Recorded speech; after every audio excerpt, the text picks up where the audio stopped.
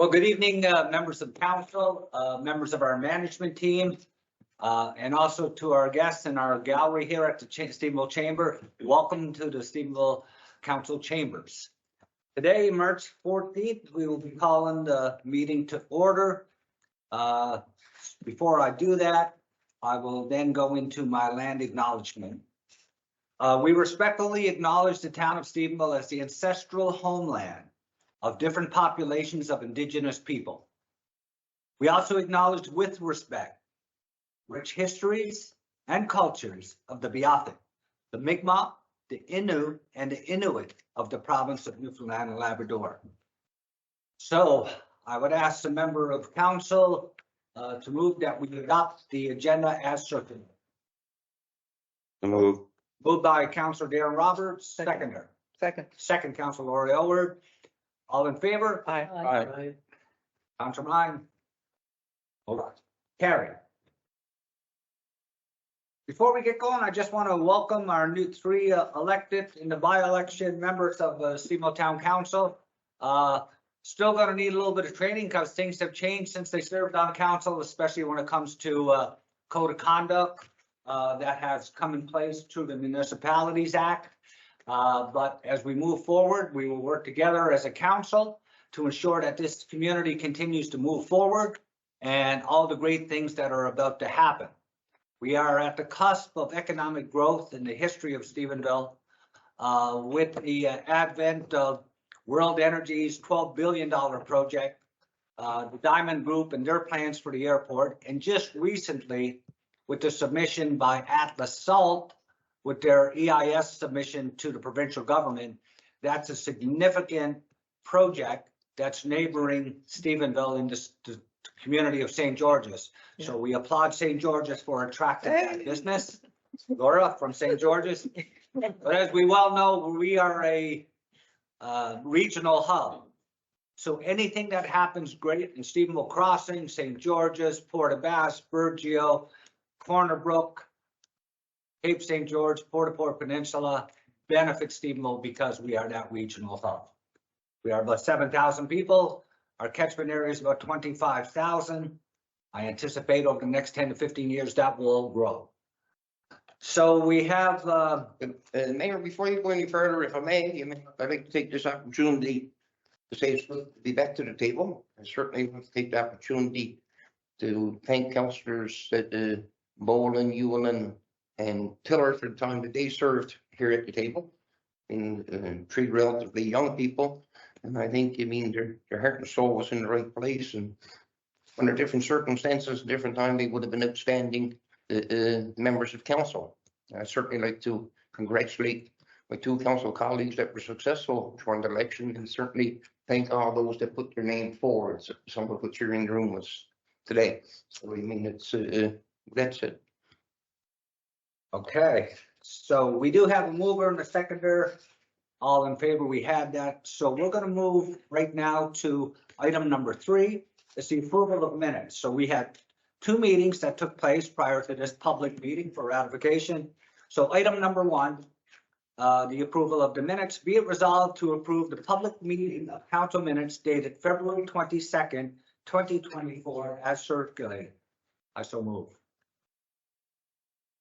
Second by Councillor Laurie Edwards. All in favor? Aye. Councillor Ryan? Carry. Item number 2.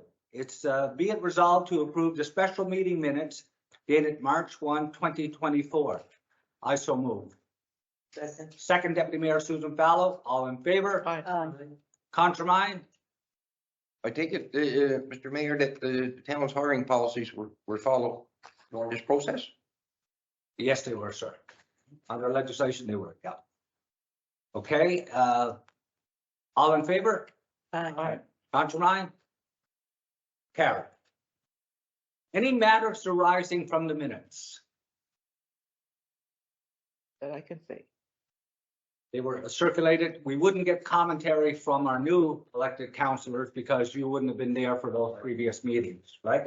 Minutes. So I don't know if it's appropriate time. Listen, it's not about, I'm just about the process of the write-offs. of what is it, process? Process of writing off taxes.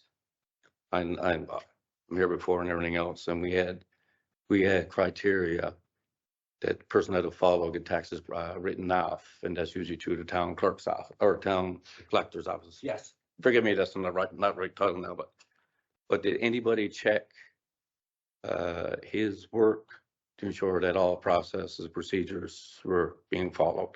Yeah, actually, our write-off procedures for tax write-offs for business and property goes to our tax collector, Mhm. and it gets vetted to our town clerk for Yes.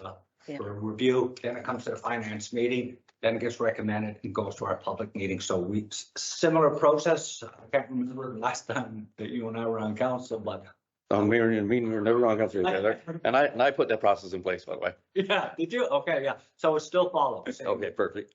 Yeah. Thank you. Okay, so we have no proclamations or delegations for today, although we have a nice delegation in our gallery today. So it's nice to see people coming to our public meetings, and Laura, it's great to see you here. And Mr. Berger and all the other great dignitaries that are here. And 65 attendees online. Yeah, we got the 65 attendees. It seems to be growing and growing, which is good. It's part of our transparency of council. Previous councils, I guess, Facebook probably wasn't a big thing, but it is now, especially with the loss of media. You know, we had a local radio station one time. We had a local newspaper. We had a regional newspaper. And it's all gone now. We had a local newspaper. Yeah. one time, Georgia. Yes, so now with Facebook, people in Tanzania or Australia can log in and see the openness and transparency of council, and that's what public meetings are. And just for clarity, privileged meetings are privileged. They're not for the public until a decision of a privileged meeting decides to go to a public meeting. So that's, that's part of the protocols of doing business with confidentiality and people we deal with. Okay, committee reports. So we got a pretty long agenda here today. Yeah. So I'm going to turn it over to our Chair of Finance, Councilor Myra White, for item 6.1 for the Finance Committee. Thank you, Tom. Welcome, everyone. Be it item number 1, accounts payable for March. The Finance Committee met on March the 11th, 2024, and the following items were recommended for council approval. The accounts payable for March 14th, 2024. Be it resolved to pay accounts payable for March the 14th, 2024 in the amount of $167,736.98. I so move. Moved by Councilor Myra White, seconder. Second. Second, Councilor Darren Roberts. All in favor? Mr. Mayor, before we prove it, as a member of the finance, we pulled a number of 167,736.98. I think we should explain some of what's in there, at least the larger numbers, so the public understands exactly where the money's going. The indulgence of council, I'll do that right now. As an example, Alltech Environment was a little over $3,200 there for air quality test in town hall here. There was a problem with the air quality here in town. Another supplier, Bandit and Corner, repairs to one of our loaders, just about $4,500. Brunette Incorporated, $8,499, almost $8,500 for new laptops. I mean, those laptops were for new staff as well as the 3 new councillors coming on the council, and they were purchased through a provincial procurement contract that the province has. So you mean that we should have got a pretty good deal there. The Crane Supplies that supplies a lot of our valves and piping and that for our municipal depot, I think $2,000. It's there's a lot of smaller amounts there. Like for Dennis GM for $758. Again, that's parts and repairs and that type of thing. And it goes on. The K&D Prep Group, Mount Pearl, $11,509. That's for asphalt repair. That's the coal patch and that type of thing. To fill potholes, which are certainly popped up in great numbers this time of the year. Again, industrial supplies, you mean parts for our loaders and stuff, $7,500. a large part of the 167,736.98 this time around was $77,809 for bunker gear for our firefighters in the fire department. Bunker gears is something like a quart of milk. It's only good for so long. Bunker gear, it's dated, and once you get to the date, the serviceability is out, and we need to make sure that our firefighters have top-notch gear once they're going to be going into structural fires and that type of thing. So you mean they need to have updated gear, and I mean once it gets to its end of its useful life, it has to go out the door. There's no question whether we're going to purchase it or not. It has to be done. So that's a large one there, $77,000. Before you, Counselor, before you go on, I'd like to expand on that 77,000. I inquired if that was part of our budget, regional budget. Was it, or have you figured that out yet? So Turn it up to the CAO. if I can comment. So I did check that out. There was funding in the 2023 budget for, and I've just received it this morning to look at the amounts. There was no specific budget amount for that in the 2024 budget. So I'm reviewing it now to determine exactly how that's to be budgeted and accounted for appropriately, given the practices from the past. But that it was subject to an appropriate procurement, which was three bids from three different suppliers in the province. And so now it's a matter of determining. So I've got some details on it if you care to review them after with me. And, you know, how we're going to manage that over the firefighting budget. You know, there is a budget for it. The exact dollar amounts, I don't have that right now. Okay, so that's what I'm looking for. So budget, fire department budget may have to be adjusted to Yes. make up for that on budgeted items. Exactly, and there was one expenditure that was planned that had not been brought to council's attention that I canceled yesterday in light of that, because I wanted to make sure that there was an understanding first before we proceeded with other purchases, that budget amount was taken account of in light of the whole fire department budget. Thank you. I mean, that's the mechanics of it, which certainly I agree with you, Councillor. I say on the fire Sorry, department too, for the public listening in and in the gallery, and maybe for the new councils, we hover around $1 million, million plus a little on our fire suppression budget.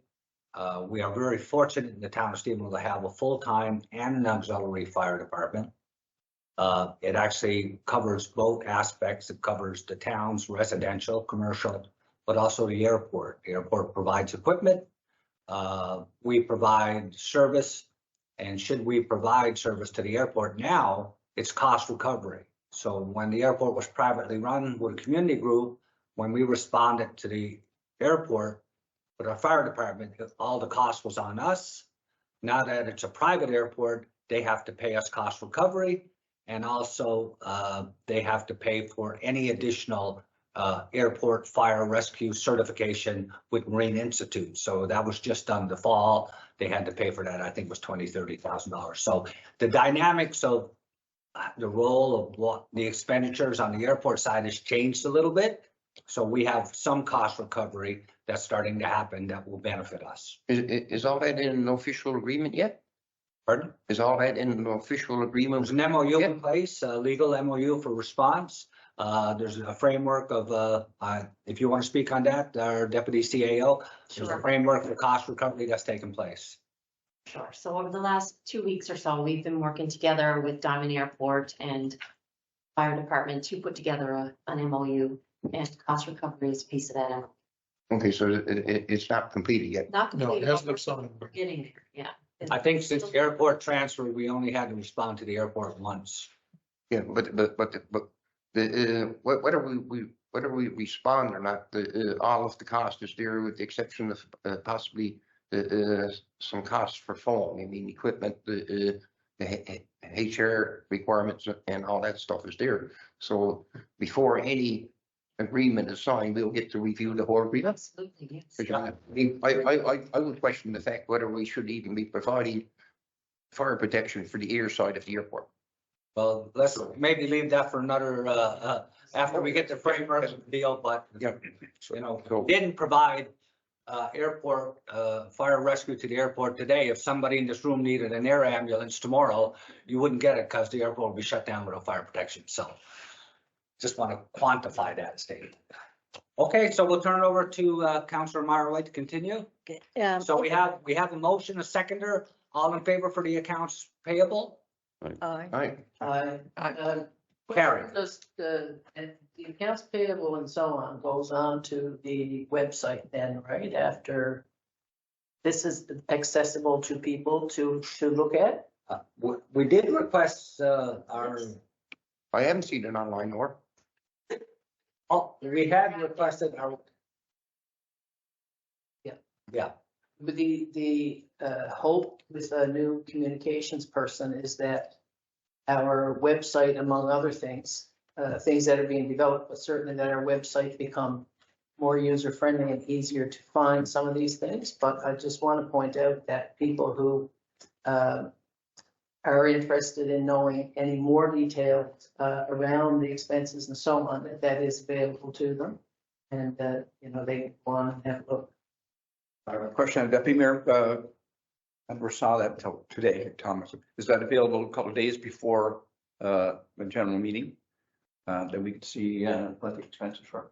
Well, I would imagine it has to be approved here first. On the expenses side, well, we have our accounts payable and our checklist there. That takes place at the Finance. committee. Yeah. Go to finance, okay. Or- Yeah, this was discussed on Monday. Yes, yeah. Just Yeah, that and you wouldn't have got the copy because you weren't That's sworn right. in. So like Okay. the next, you'll be able to You'll have review them. Okay, very good. Yeah. Okay, thank you for a Okay, clarification. Councillor. Okay. Item number 2 is an award of the tender for the vacuum sweeper truck 2024-002. Be it resolved to purchase a vacuum sweeper truck from Saunders Equipment Limited for the bid price of $455,700 plus the HST ISO. Moved by Councillor Myra White, seconder. second, Second, Councillor Tom O'Brien. All in favor? Aye. Carried. Item number 3, crew cab 4x4 pickup truck with commercial cap. Be it resolved to repost tender for new crew cab 4x4 pickup with commercial cap. I so move. Moved by Councillor Myra White, seconder. Second. Second, Councillor Darren Roberts. All in favor? Aye. that truck is to replace what we commonly refer to as the water truck. That's the white truck you see going around town. She's kind of time expired in the truck. The question is that a purchase that's available to us through Canoe Purchasing? Through that new process? Not, if I might. Go ahead. Councillor Deputy Mayor.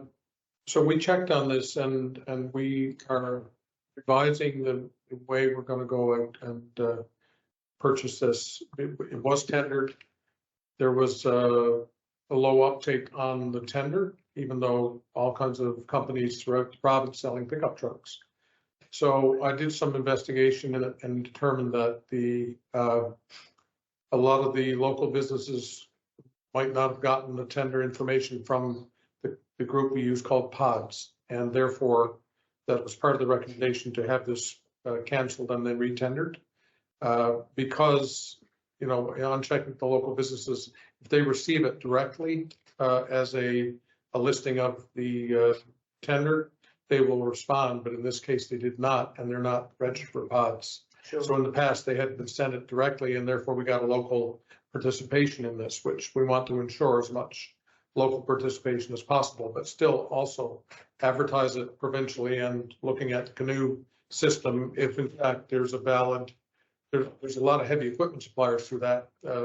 Some vehicles, but it's a limited in the number of Okay. and then light, medium-sized and vehicles. for councillors who weren't here in recent time, the municipalities, MNL has a system called Canoe procurement, which is a different way of purchasing. They're doing the tendering and getting the best for everyone across the province. So if we purchase through Canoe, we don't have to tender the same way. We can do it differently. So. The manager took that upon himself to do that research, that because we questioned it on Monday in finance. Yes. And it's been the experience of some of us that have sat around the table before.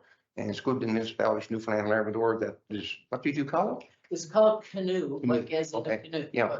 So in the provincial procurement, the thing is good, which was used, the joint accounts payable for the laptops.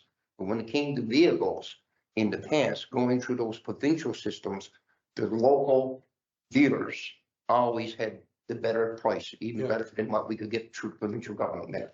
So that's why we wanted to make sure that the local businesses had a shot at it. And that was the history in the fall as well. Yep. The most recent vehicle purchase for the town, you got a better result locally than you did elsewhere. Yeah, so I thank Langer for taking that on.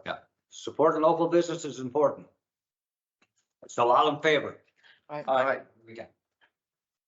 Hey, Councillor Darren's going to step away from the table because the item number 4 is he would be in conflict. Request for donation for the Bay St. George Sick Children's Foundation, Inc. Be it resolved that the town of Stephenville give a donation in the amount of $500 to the Bay St. George Sick Children's Foundation. I so move. moved by Councillor Myra White, seconder. Second, Deputy Mayor Susan Fallow, all in favor? Aye. You can now return to the table. Turn to the table there, Councillor You Roberts. must be a member of the committee. Are you there? No, No? Oh, it's business related. oh, okay. Item number 5 is the sale of property, 150 Minnesota Drive. Be it resolved as promotion number 23-372 to proceed with the sale of 7.994 acres of land for the new collaborative care clinic located on the property 150 Minnesota Drive to GDR Enterprises Limited in the amount of $441,969.27. The accessed value of the land was $559,569.27, less the cost to remediate the land at $117,600. I so move. Moved by Councillor Myra White, seconder. Second. Second, Councillor Lori. I would just like to just add a little bit about this. It really benefited us. You know, there's a lot of talk about whether 3Ps is the right way to go for government when it comes to getting projects completed, triple P, getting private sector involved. But where the private sector was involved with this, we had to validate that we had a piece of land available for a new modern medical clinic, which would have a full wraparound of services installed in the facility. But whoever tendered on it and won the tender had to pay the market value for the land.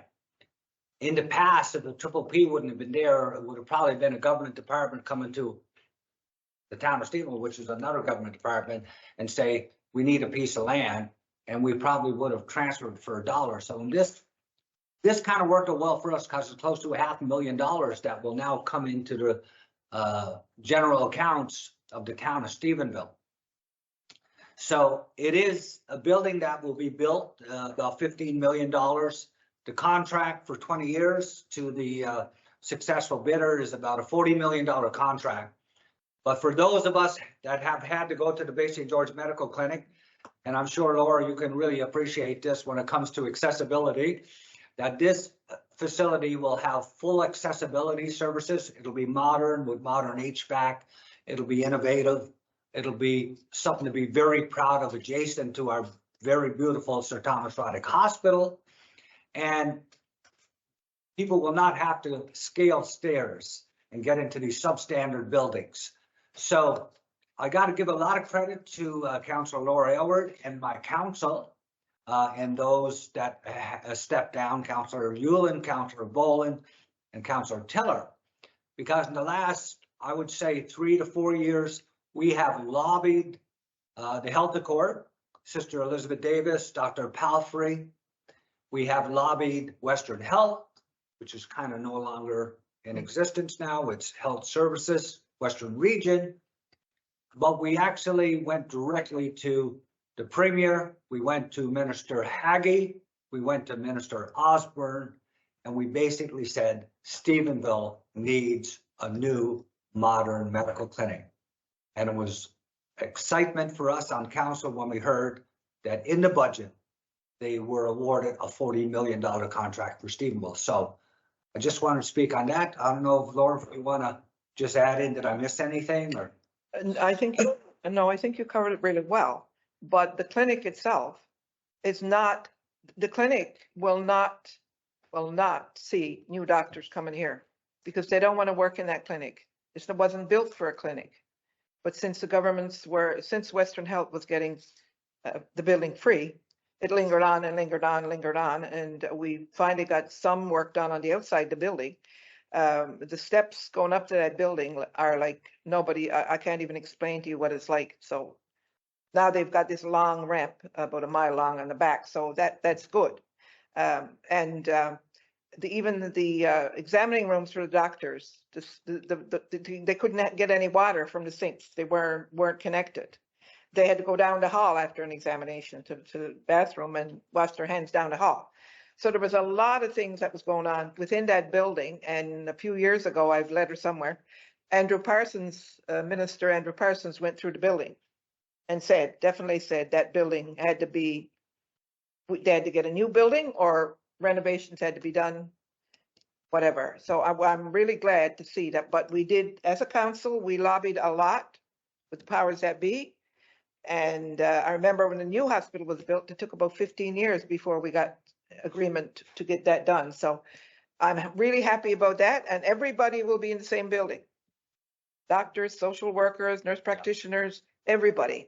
And I know for a fact, because I talked to a lot of doctors, they said, listen, I got someone that would come here, but I told them don't come here because this building is not fit to work in. So, and that's true. So I'm really glad, Mr. Mayor, to see that this is going ahead and the groundwork's been done. And we're going to see this building sooner or later. Yeah. I can't wait. I hope it's still around. As of Monday, they started the heavy civil again. They started before Christmas, before the onset of winter really slowed them down. They took a pause, but on Monday they started the excavation. But it's really going to do up that piece of land, and that strip along Minnesota with the new $20 million College of North Atlantic, our hospital, the new collaborative care medical clinic is really going to dress up Minnesota Drive. And we do have other plans for Minnesota in the future. So on that note, all in favor? Aye.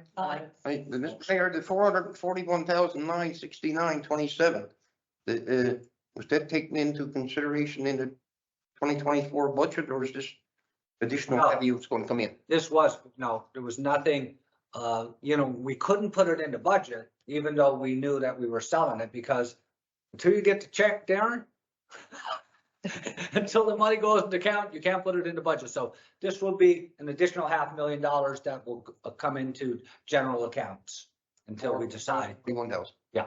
Yeah. So when can we expect to get that money? Well, as soon as the lawyers from both sides, what's happening, a legal framework has to take place between GDR and the town of Stephenville. And now that it is approved today, our management team will work with lawyers.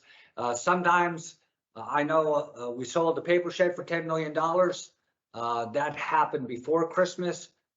It might take 3 months before we get our first $1 million on that. So this could take anywhere, as I think, Bill, Mr. Ramsey. 8 weeks normally, if there were no pitches Okay. Yeah. in process. So that's what we're counting on. But, like you say, it's not a budgeted amount. It may help us offset some of the costs for cost reduction exercises that we'll. Yeah, exactly. Yeah. Or do we have to wait till 2025 when the building is finished to get this money? Or do we have to wait until the building is finished in 2025 to get this money? The sale of land, they really can't get a permit from us to build the building until they own the land. So this has got to be done. Yeah. Okay. Item number 6 is the approval of signing officers. Be it resolved that the signing officers for the town of Stephenville or council, Mayor Tom Rose, Deputy Mayor Susan Fallow, Staff Chief Administrative Officer Bill Ramsey, Deputy Chief Administrative Officer Candace Simon, and the Town Clerk Jennifer Brake. I so move. Moved by Councilor Myra White, seconder. Second. Second by Councilor Darren Roberts. Question. Question? and no problem with names. We have two signing off authorities now, right? Two people sign a check. I'm assuming one is from council and one is from staff. Can't be two councilors or two staff? Yeah. Okay, thank you. Okay, good question. All in favor? Aye. Carried. Item number 7 is approval to appoint an acting town clerk. Be it resolved as per section 62, 3 of the Municipalities Act 1999, in absence of the town clerk, to appoint CAO Bill Ramsey as acting town clerk. I so move. Moved by Councilor Myra White, seconder. Second. Second, Councilor Laurie Elwer. All in favor? Aye. Aye. Contramine? That was the last item on. Okay, and is there anything late on finance? Nothing? Okay, thank you very much, Councilor Myra White, for chairing the Finance Committee. It's always nice when you got an item on the agenda that says you're gonna take in about $500,000 in new revenue. That always makes me feel happy. 441. But that, 441. close to $500,000. Pretty close. Pretty close. I'll take. Okay, I'm gonna turn it over to our Chair of Planning and Traffic Committee, 6.2, Councilor Laurie Elwer, take it away. Okay, thank you, Mr. Mayor, and welcome everybody. And I don't know if you welcomed our CAO. Well, I was gonna do that after the planning. Okay. Yeah, and our deputy CAO. And the deputy CAO Director of and Marilee, yeah, Communications. okay. All right, I won't steal your thunder. No, you can't. But tell you what, you can do it under new business. You got more time at the table than I do, Councilor. Oh, it's only 31 years. That's all. Anyway, the Planning and Traffic Committee met on March the 11th, 2024, and the following items were recommended for council approval. First item is 217, 219 Main Street, Imaginations Incorporated. Be it resolved to approve a permit to operate a sports bar to be named Time Out Sports Bar and erect signage on the building located at 217, 219 Main Street, pending approval from Service NL. I so move. Moved by Councilor Laurie Elward, seconder. Second. Second, Councilor Maurice Hines. All in favor? Aye. Aye. Contramine?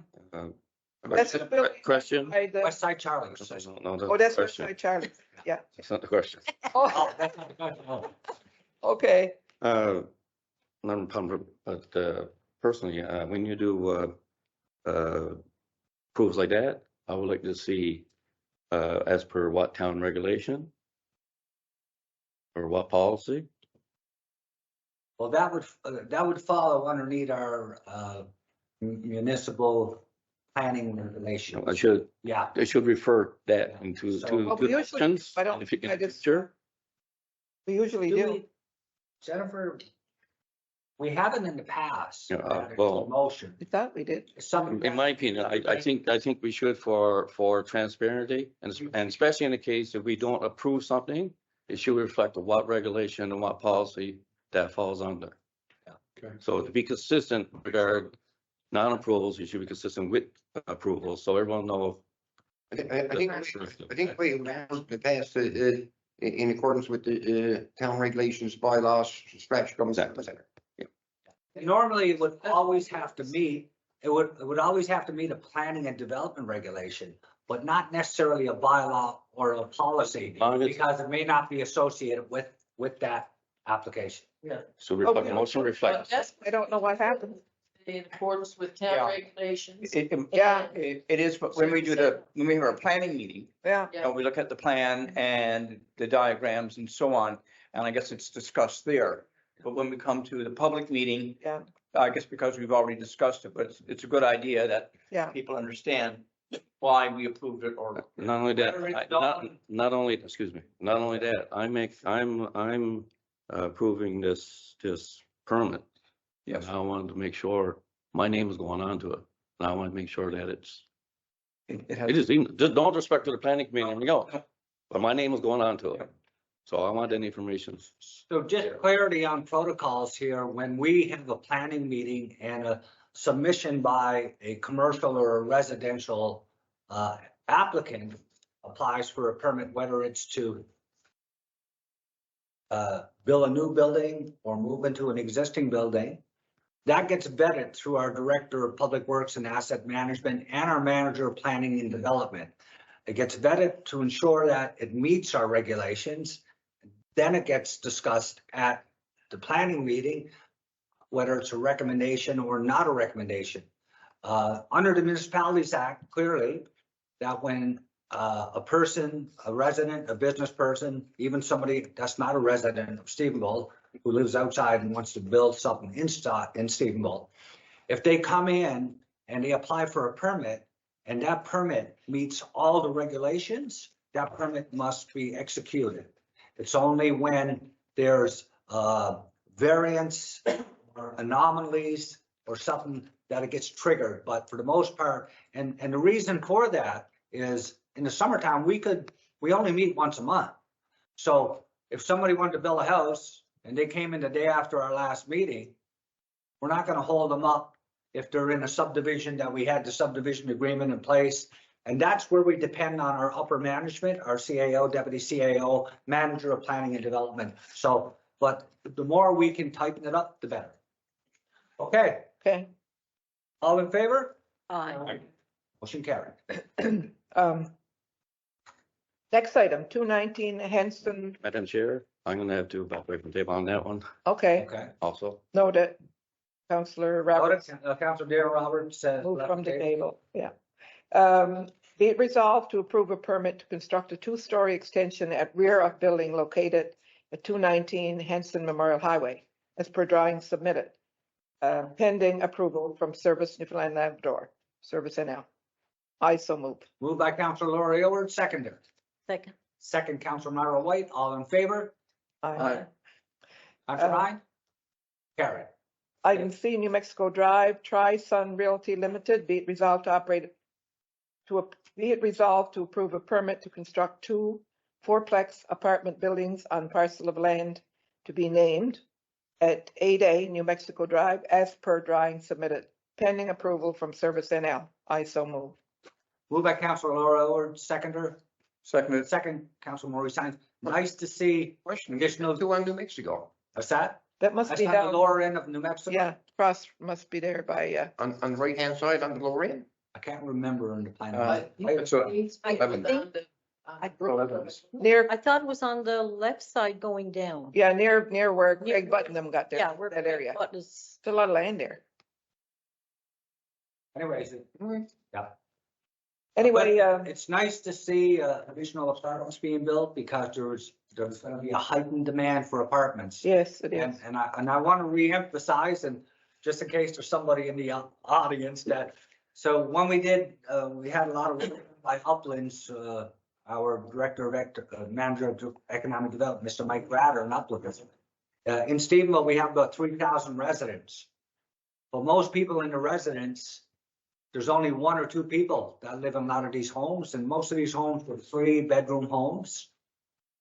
And once we start building really good, affordable apartment complexes that are aesthetically pleasing, accessible, modern, innovative, high R values, we think some of our residents may consider selling their homes, moving into these, because all the young families that are going to be coming in Stephenville need homes to live in. With their young families. So we think as we move our development plans, Mike, that's kind of our strategy. So we hope to see some significant movement in this fiscal year going into 2025. Okay, there was an attachment there with the layout for that. There is, yes. Yeah, because it was on. Now, when we did the, our. Yeah, we, It was came at the, yeah, it came at the committee meeting agenda. so all in favor? aye. Aye. Carry. Next item, 176186 Hanson Memorial Highway, Myron and Dolores Gallant. Be it resolved to approve outline planning permission to construct two proposed auxiliary efficiency units as per plot plan submitted on the property located at 176186 Hanson Memorial Highway, which is the motel on the highway, piano, right? I so move. Moved by Councilor Laura Aylward, seconder. Second. Second, Deputy Mayor Susan Fallow, all in favor? Aye. Councilor Ryan? Carry. Next item. Approval to adopt Town of Stephenville Municipal Growth Plan. Be it resolved to adopt the Town of Stephenville Growth Plan, Municipal Growth Plan, prepared by Upland Planning and Design Incorporated. I so move. Moved by Councilor Roy Orr, seconder.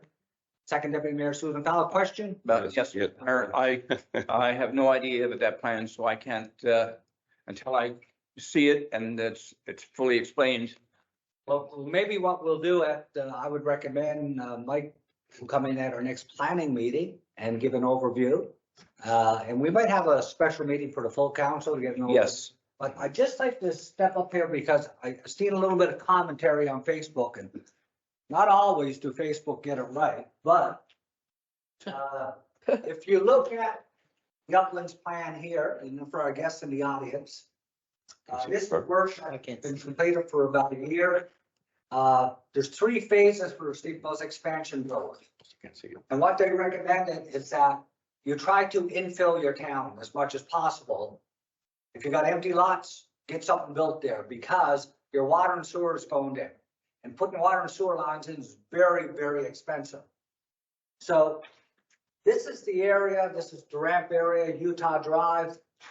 This is what they recommend as the first expansion growth. And this is primarily not single residential units. This is mostly apartment complexes, micro apartments, executive suites, condos, and so forth. But the last presentation 2 weeks ago, we mentioned this is for 2,000 persons. So 2,000 persons don't equate to 2,000 units. You know, it could be 800 units because it could be 1, 2, or 3 people living in some of these. So this is the first expansion plan. The second is going up the Land Street extension. As you can see here, this is Queen Street extension. This is the new subdivision, one of the latest, and there's an expansion here that's taking place. And this is infilling that would see some small commercial, maybe strip malls and so forth. This one up here would be probably 10, 15 years out. This is for about 8,000 people. Remember, Stephenville only got 6,700 people now. This would almost be like a suburb of Stephenville. This is going up Igloo Road along Route 460. And that's 8,000 people would live here. That would be full commercial, residential, micro apartments, and you name it. So we'll have, we'll call council together for an overview. Yes, because it's, Deputy Mayor Susan Bell. And also, I think in the interest of moving on some of this, we do that sooner than later because that presentation was on and that's been a long time coming. If we take a long time to prep for it, then that's longer that, you know, it's closer to the time that we need. It's not a surprise to anybody that there's a housing shortage and we need to come up with solutions. And in order to do that, we need a plan. And so the sooner we can do that, I would think the better. And just for the listening audience, our guests in the gallery, and for our new counselors, with our new management team and our new hires, and we were with a lot of we didn't have a GIS person for a few years now. They were hard to find. We finally have one. But our management and engineering team has now taken the first phase and identifying each block, getting a legend built and the GIS requirements done on it. It will identify that block in its commercial use and what, as council, we would like to see built there, because we may have visions of aesthetics and so forth, color schemes, you name it, that we would look at, but they'll get that ready. So when our plan is then to do an expression of interest to developers, and developers may come from all over the island or outside the island. They'll come in, they'll bid, because most of this land on the basis belongs to the town of Stephenville. So we'll be selling that land for millions of dollars to put into the general coffers of our town council to increase recreation, better roads and so forth. But the plan is when a developer comes in, we're ready to give him the details on that block of land, what it's zoned at, what the intention is, and it's technically shovel ready in the industry, what they call. So they're working on that now. And they've worked with Uplands, and Mike, you're working with Mark McGuire. He's got a little bit of work started on that. So as quick as we can be ready, as Deputy Mayor Susan Fallow says, we will do expressions of interest. We will put out tenders, RFPs, and we will get the growth and the development happening in the town of Stephenville. And also, just a reminder that we had a lot of discussions and looking toward a policy, I guess, to adopt the practice of universal design. And so we'll be encouraging, eventually insisting that builds are built with universal design, that they're universally accessible.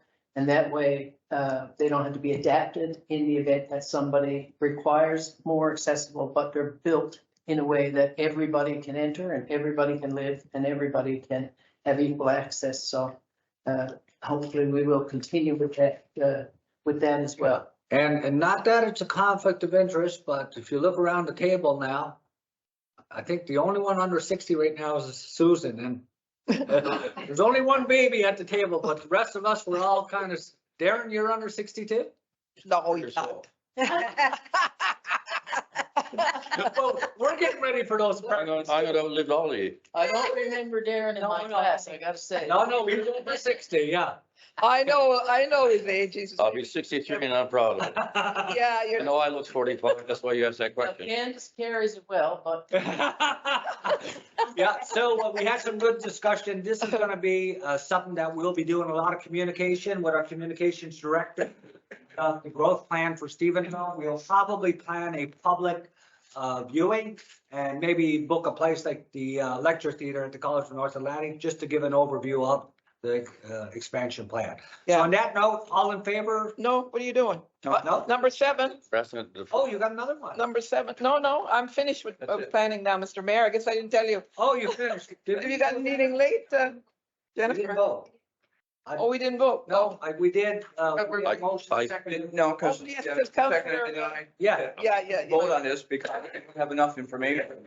And then that's where. Yes, yeah. To now. Yeah, So I guess it's going to be deferred. Yes. For deferral. you want to defer? Well- I will just mention to the new councilors, an RFP did go out for. Yeah. This plan. An RFP did go out Yeah. and they were successful bidders. They were successful bidders. Okay. Yeah, this is done, this is completed and Look, filed. I'm confused now, and now you got me confused. You're saying to adopt? You're saying it's already adopted? Well, what we're, It would be if we just passed spent, we just have. This here is asking us to adopt the plan. Yeah. We haven't seen the plan. So, I mean, you're asking to treat new members of council for a blank check. Well, no, there's no blank check. We're not spending any money here. No, but. The money's already spent. That's just a figure of speech. Yeah, we're not spending a penny. No. so This- the plan, so the idea is the RFP went out and they were successful. So really that's what we're adopting. Yeah. They've presented the plan. Yeah, they completed it. This is the They've plan. they've been paid. So is there a motion necessary?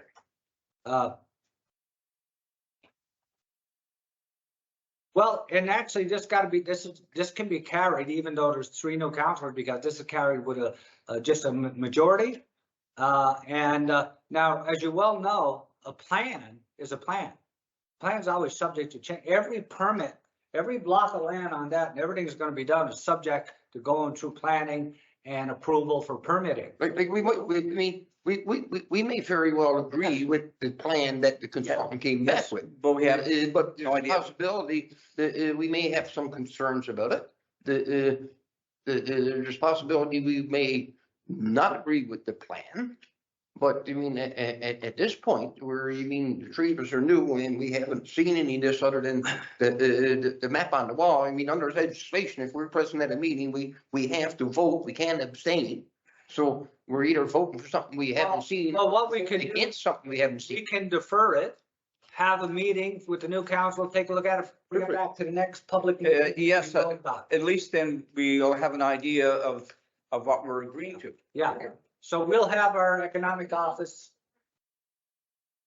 Yeah, so who wants to put a motion to defer it? Move that we Moved by defer. Councillor Hines, seconder. Second, Second, Councillor Darren Roberts, all in favor? Aye. Okay, defer for 2 weeks. Yeah, Sound good? yeah. Yeah, that's good. Okay, that's done. Okay, item number, first of all, Councillor Laura, thank you very much for chairing planning and traffic. Welcome, Mr. Mayor. Okay. Item number 7, bylaws and regulations, nothing there. Unfinished business, anybody got any unfinished business from any files in the past? Oh, okay. I guess mine falls on the new business then. Okay, I'll wait. You wait for new business? Okay.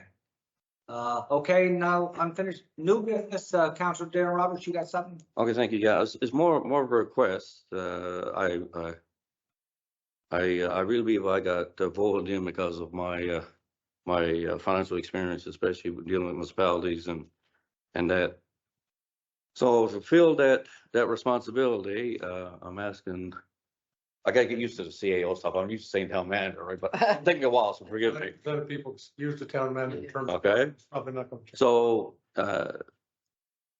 personally, I like to see the last 5 years, financial statements, and not only the audit financial statements, but the in-house statements, Mhm. last 5 years budgets, the 2023 intern statements, and those are not audited yet, but the intern statements, you know, I can read intern statements already, but, Yeah. okay. And they're in preparation now. Yeah. I think the last 2 years are for my review. Yeah, okay. But, I can go back to prior years. Yeah, and. Documentation as well. Yeah, any debt agreements and any work plans.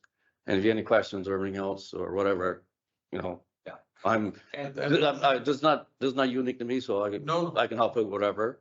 So, you know, appreciate to have that information so I can do my job. Started that review already and, you know, in the preparation in a way that the finance committee can have a look at it as well, just as comparative year to year.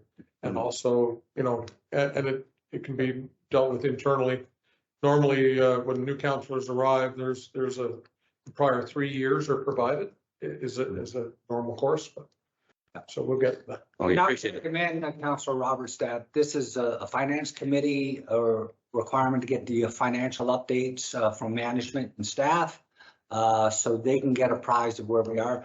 Just really clearly when we put down our budget for 2024, and you'll appreciate this, Councillor Roberts and all council, I'm sure, and I'm sure our residents and people listening in, we only have a 5% debt load ratio, which is really significantly good.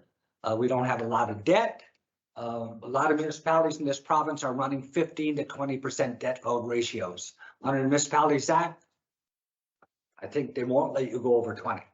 But we have a very low debt load ratio, and that positions us really well in the event that we should have to borrow, whether it's an MCW project or an emergency capital works or public works, a piece of equipment. So we're in good shape there.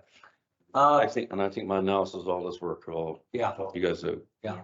So on the new business, I'd like to just recognize, first of all, at the last public meeting, we recognize our Deputy Chief Administration Officer, Candace Simon, who has joined us. We are very, very, very busy. We are so busy now that we've had requests from local businesses for expansion of their businesses from outside companies that were 6 months behind because of lack of staff. But we got introduced a couple of weeks ago, Candace, but today is Bill's first public meeting. So I'd like to welcome our Chief Administration Officer, Mr. Bill Ramsey, who comes with a ton of experience and kind of in that age demographic like most of us around the table. And that's a little bit of touch of gray always helps sometimes. But maybe, Bill, if I could turn the floor over to you, just to give a little overview of your background and why you're, I'm sure, so pleased to be in Stephenville. Yeah, I really am. And thank you, Mayor and councilors, for your prior welcome. And this is something that I really love, public service. And I've been involved in public service in the past with, you know, a history in provincial House of Assembly many years ago, 25 years ago now. So I've not had any involvement in political matters since that time, but gone into the private sector in oil and gas, contracts and procurement. And then it led me then to come back here to Newfoundland, where we were hopeful that we were going to be able to stay on a project with offshore oil in Newfoundland and Labrador, managing all of the contracts and subcontracts for a project in Argentia under Husky at the time, which is now, of course, it's changed over to Cenovus Energy, a very large offshore structure that's being built there. And then COVID, of course, interrupted a lot of people's work histories and lives. And I went back out west to on a major pipeline energy project out in British Columbia.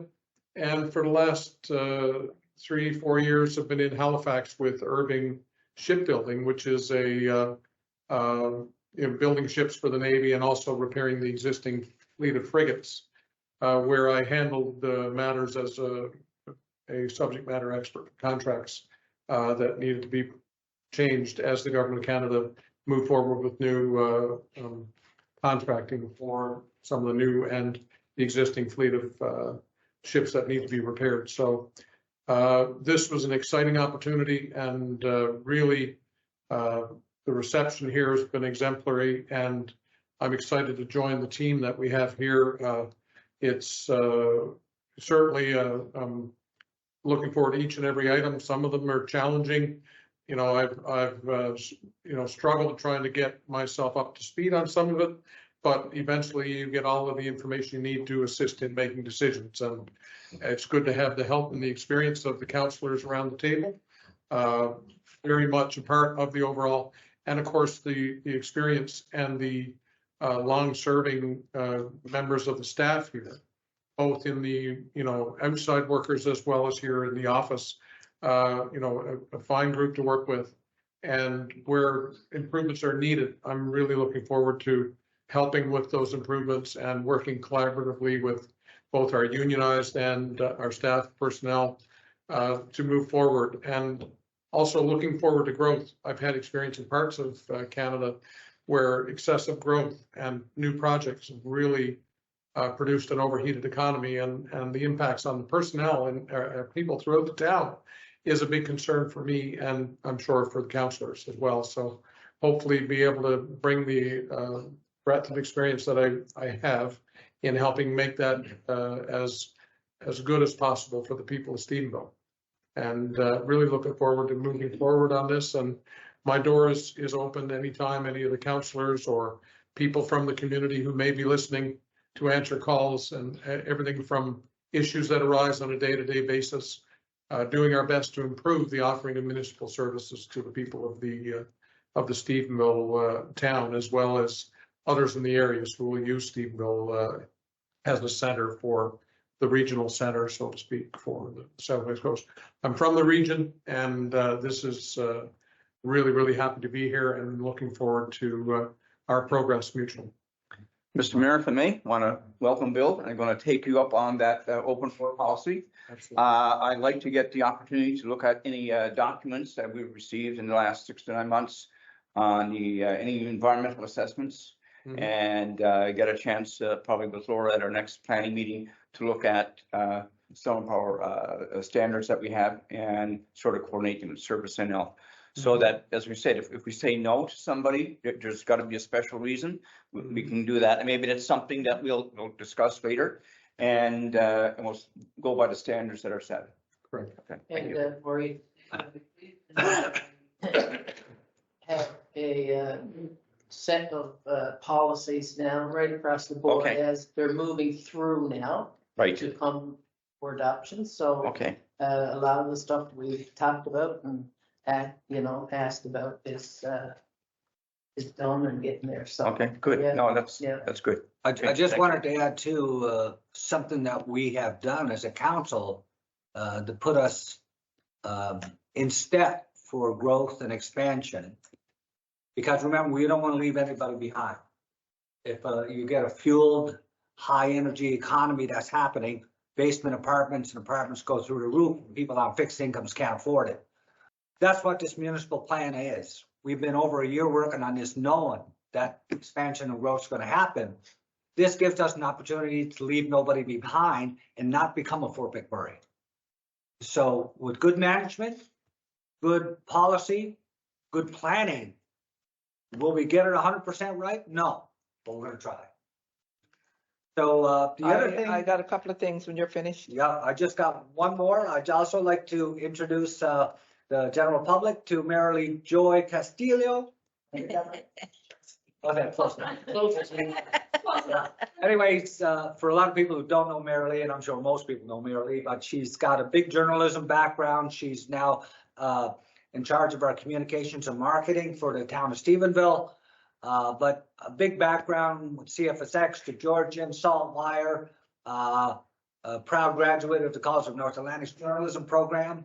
And you'll probably see a lot of communication coming from Marilee in the future so that we can heighten our openness and transparency in our communication. So I don't know if you want a couple of words. Sure.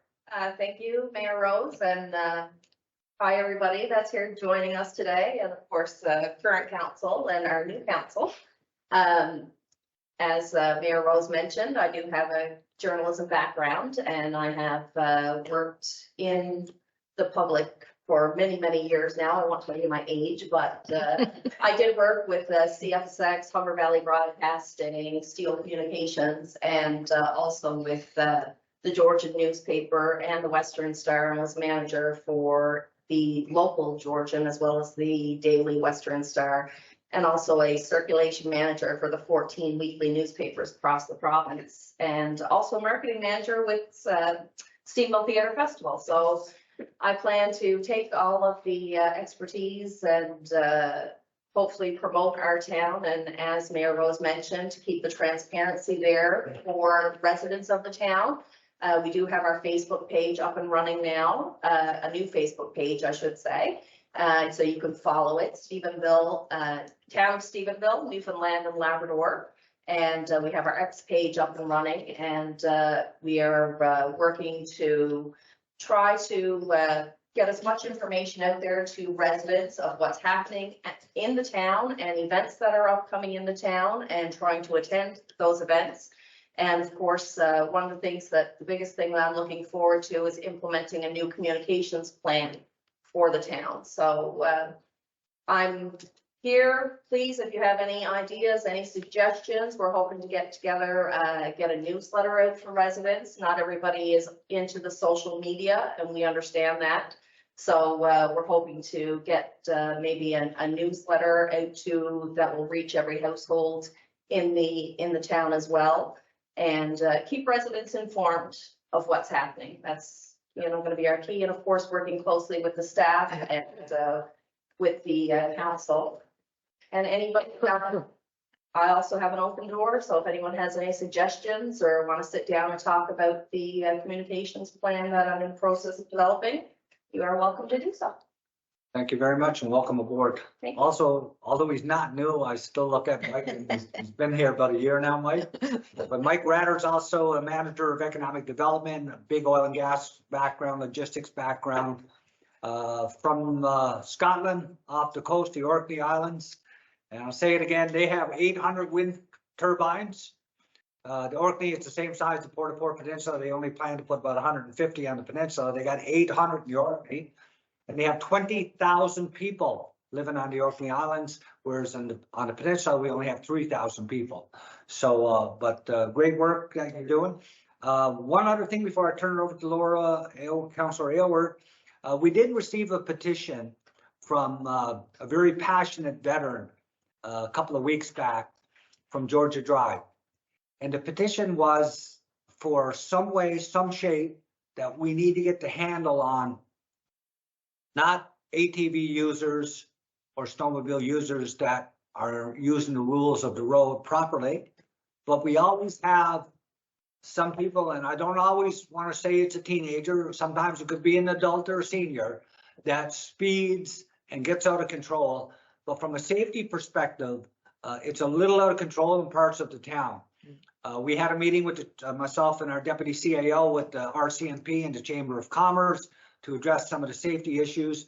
But that's something as a council, we hope to heighten our ability and our enforcement rights under municipal enforcement, that we can actually seize vehicles Right now, we can't do that.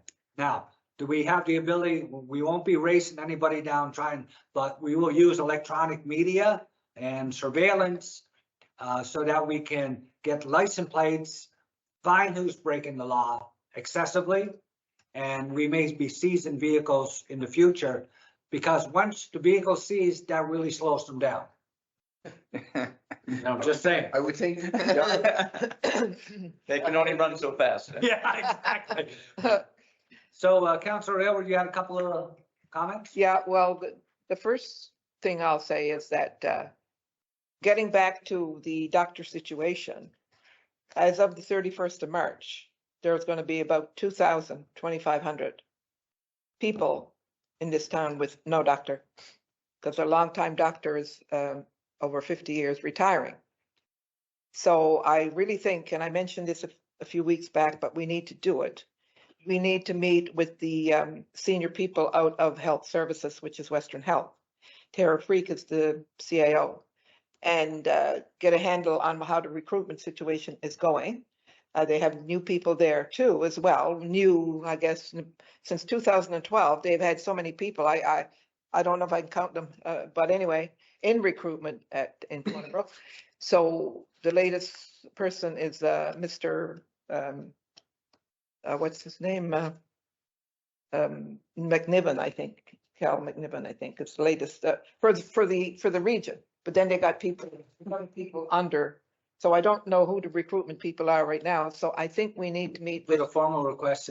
we have with the recruitment people and the AO, Tara Freak, because there's things going on, like there's a situation with Dr. Abijuli. You don't mind me telling it anyway, because I talk to him every now and then. One of our anesthesiologists, I know Dave Callahan was on open line talking about it, said we were losing him.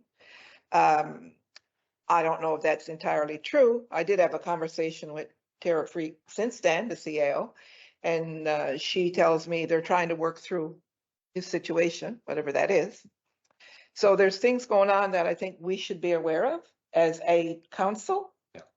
And then, of course, the Healthcare Action Committee that I have on the go too is the same thing, but is another group that are watching healthcare in the region since 2003. But the council needs to be involved, as they were all along, and you can't imagine the ER, what it's going to be like if you got 2,000 plus people with no doctor to even write prescription. So that's one thing that we need to do. Yeah, and that's the second batch. Yeah, A couple of years ago, we lost another long-term doctor. Dr. Dennis. Yeah. And yeah, I think those 4,000 or 5,000 or 6,000 are floating too. I can't imagine they all. Yeah. And so for the people that, go to the clinics and have to wait a long time, they have 4 emergency physicians here. But that's still not enough, really, because really and truly, we should lobby as well to try and get the government to approve a second physician to be there, especially with the busy times. So anyway, there's a lot of things on the go in that area that we need to be involved with. The other situation is not a situation, but strange thing with Facebook. I don't know whoever created it, but I guarantee you this is a ruination of the world, because you don't see anything positive around the airport or the council. And we had this big Air Canada plane land here the other night, 3:30 in the morning, first time in their lives that I can remember. And guess what? They had to land in Stephenville. They had an emergency situation. I heard a lady was in labor and she had a baby here. Now, that's on Facebook if it's true. There was a picture of the plane. That'll be true. And it was put on there by an employee of the Diamond Airport. So it had to be true. The plane was there. The picture was there. So I don't like walking down the big aisle in the hospital, but I got half a mind to go in and see this lady and her baby. Anyway, if it's true, I wish her all the best and I hope everything worked out. But it just goes to show that this should have been all over the media. The Evening Telegram, it should have been on NTV, should have been on CBC, because they're always on there to have something negative. Even before Mr. Diamond took over, it was always negative. And we all know that. We've seen it, we've heard it. But I'm telling you now, whoever those people were out there before, negative, where are they now not promoting the airport? And I don't mind saying, you know, I won't say their names, but everybody knows who they are. How come they're not on there with the picture of the plane? So Mary Lee, as your communications person, as a long-time serving counselor at this table, I would like for you to get some pictures of that plane and get the story. And the baby. And the baby. Yeah, and find out. You were president. Yeah. Put that rag tag in there, that stingray got out, or whatever they're called. Put it, get in there, evening telegram, and wherever you can send it to. Would you do that, please?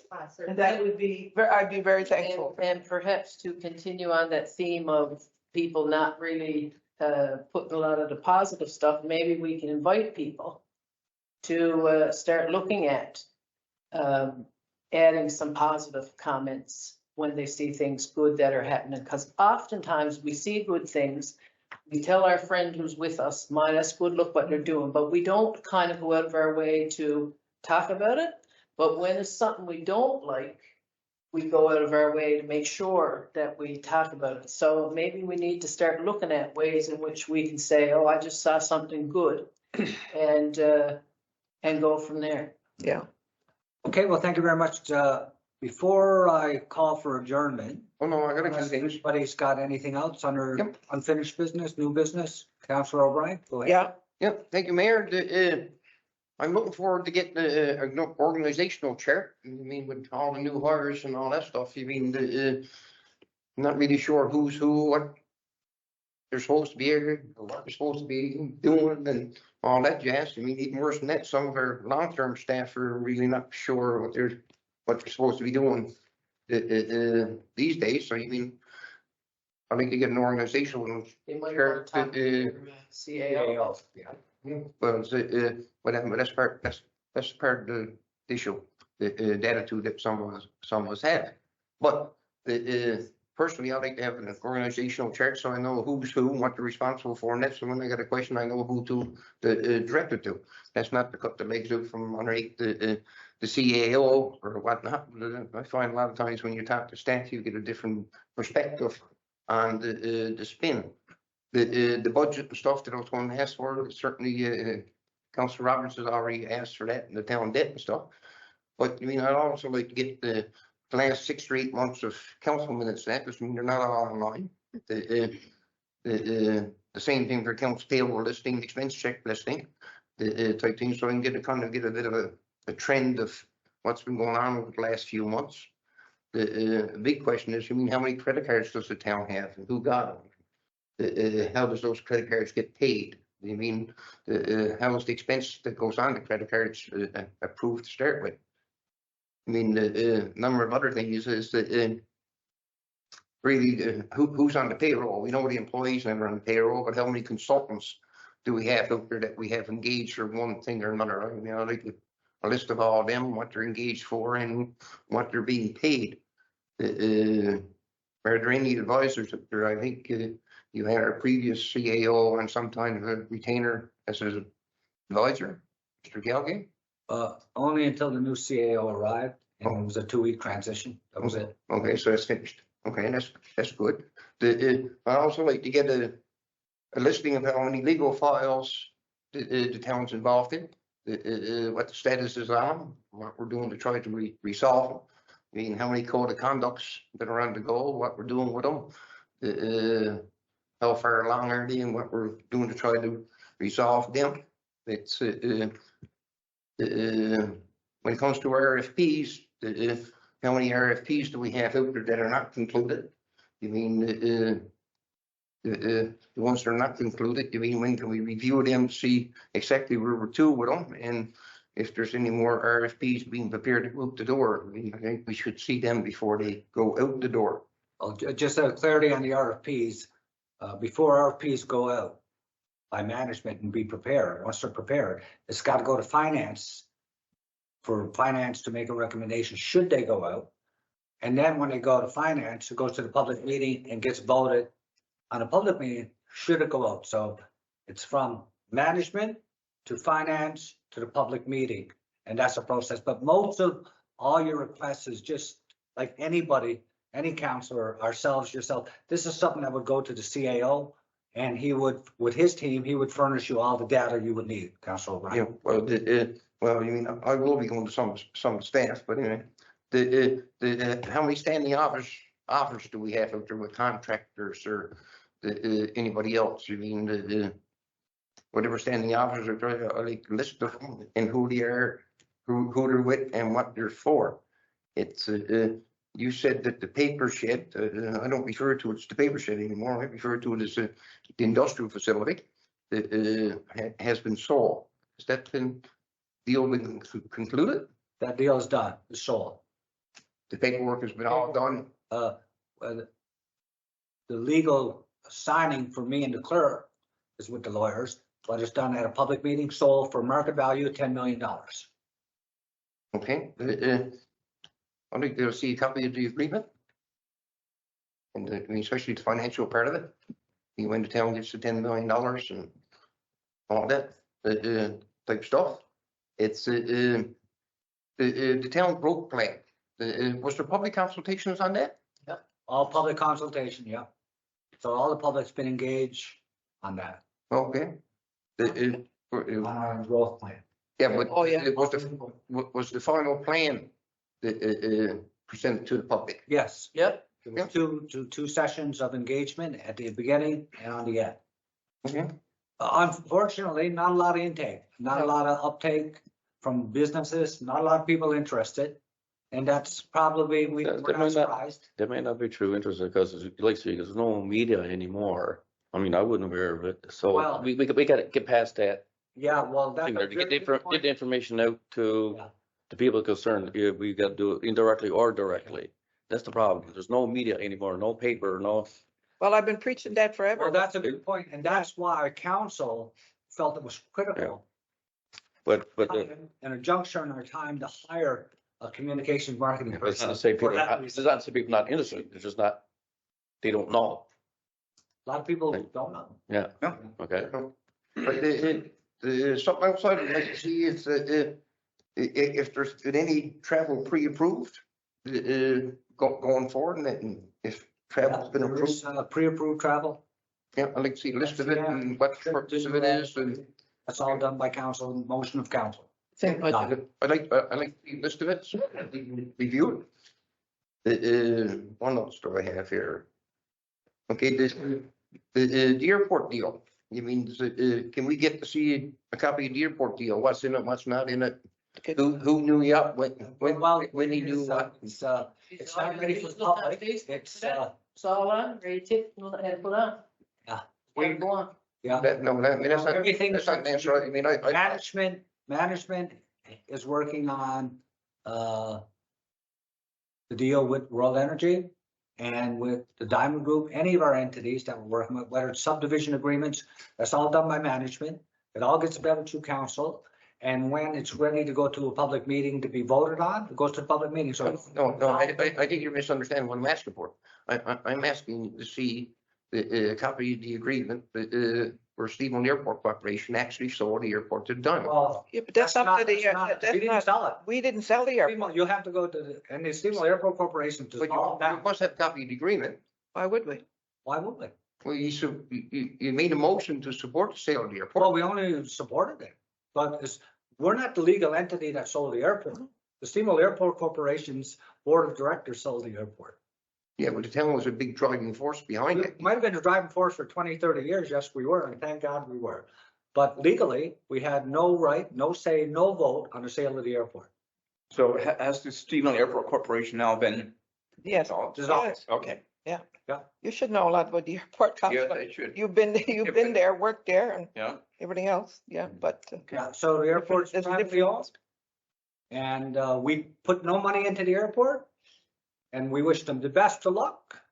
And with the growth of Stevens, I have no doubt that the airport's going to do very well. Okay, there was a ground power unit down there that the town had on lease. So are we still paying for that? A what? The airport, a No, ground we're power not. unit. No, they took that over and paid the lease. They took over the lease. We're not paying nothing. actually, there was one thing we found out that we were paying for, and when a transfer happens, there's findings. And one thing, we were doing a small honorarium to flight services for helping with dispatch. Yeah. But that's being negotiated now. Candace is handling that file as our deputy CAO. But it didn't come up in the findings because it was done with a handshake deal. There was no formal contract done, and that was done before my time as the mayor. So just saying that all that gets worked out. The airport's now contributing to the town. The town is not contributing to the airport. Clear and concise. And I don't know if new counselors have done their training yet, but when we did ours, there have been changes to the act and to procedures and processes, and it was made very clear to us as a council that the mayor is the conduit to CAO, and that for the most part, we are to stay out of some of the work of staff. So that is something that you're going to need to find out about when you do your training. That's not new. No. That was always in place. Right, so. We're not. So I would imagine as a council, we go to CAO, not to staff. staff. The operational issue is yes, and I'm not saying to interfere with anybody's daily duties, but I mean, I feel very strongly that if we would like to ask staff a question for information purposes, we can do so. No, No, Right. not permitted. You have to go, if you need any information from, if I need any information from the tax collector, I can't, as the mayor, I can't directly ask the tax collector. Everything has to go through your top administration. You're not permitted as a council under the Municipalities Act, under the Code of Conduct. And we're not permitted to be interfering with their work, you know, asking them different things. I mean, that's a given. So I think that I'm hoping that with the 3 new councillors, I've been on council with all of them. And I would hope that everybody is going to work as a team. And we will be open with one another, and not going to be on one another's back and say, well, he said this or she did this. And I'm hoping that we will all work together and be respectful of one another. And I'm optimistic that's the way it's going to be.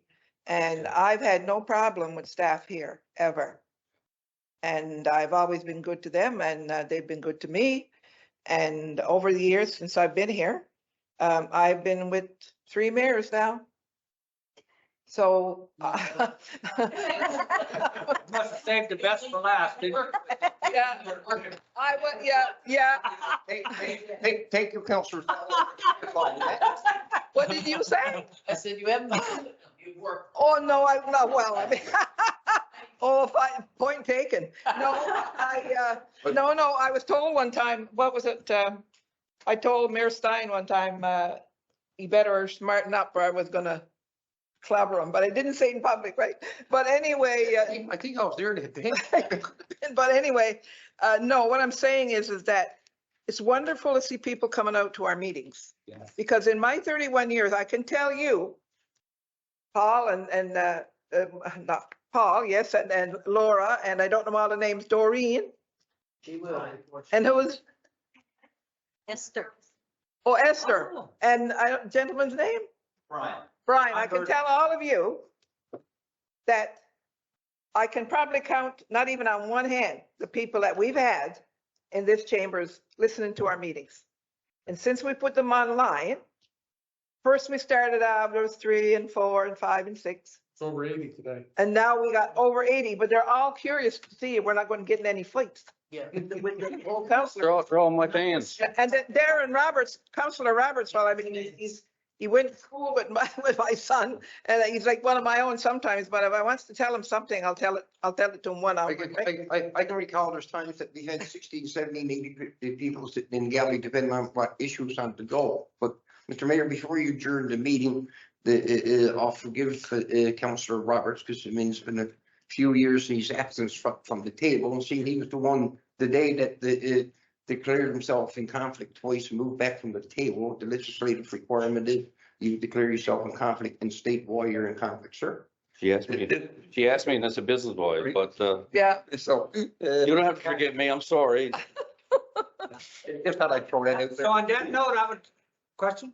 I just wanted to add or to assure you, because to Councilor O'Brien's first point of clarity around the human resources piece and the staff and the organizational review or the organizational chart. I just want to let you guys know that that's one of the top priorities of Bill and I, that the health and well-being and the empowerment of the staff here at the town is the top priority. And we are working through that right now, and we're going to make sure that everybody understands their job, feels good about that, and work together as a team. So that's one of the big things that we're very committed to doing and that we're doing right away. Okay, thank you very much. So on that note, closing remarks. I'd ask a call for a motion to adjourn our public meeting. so moved. Moved by Councilor Elwood, seconder. Seconded? Second, Councilor Maurice Hines, all in favor? Aye. Carried. Meeting is over.